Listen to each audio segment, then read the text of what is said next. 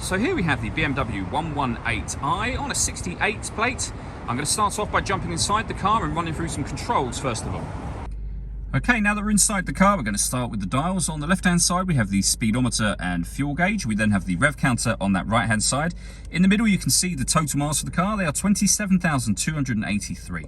The information displayed above that can be changed by pressing the button on the end of the indicator stalk for various different bits of fuel economy, trip computer information, and the digital readout for the speedometer you see being displayed now.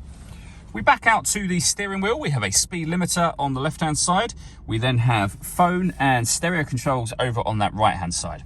The phone controls will only be able to be used after you pair the phone up to the car, and that's done on the communication setting of the menu up here. So you go into there and then manage mobile devices from there. All the movement you see me making on the screen is being done using the Idrive system, which is essentially this dial, the collection of buttons that surround it as well, so you can access certain things directly from there, but the dial will do everything pretty much. So you can rotate it, for example, to your music, push the dial down, you'll then be in that menu, and you can rotate it to DAB and FM radio, your CD player, Bluetooth audio, USB input as well. You can even pair your phone from that menu should you wish to do that. You can see this car's got satellite navigation as well.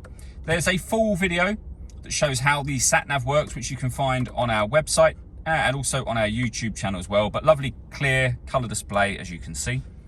Working our way down from that, we have the main volume for the stereo, we have your CD player, and then air conditioning for the car. So you can determine the direction the air is being distributed in with this dial, the temperature over here, and then fan speed in the middle.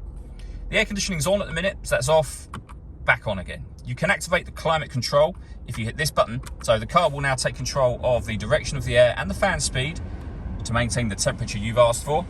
You can hear it doing that. You can override that whenever you wish to. We also have a heated driver seat with 3 different heat settings, and the same over here for the passenger side as well.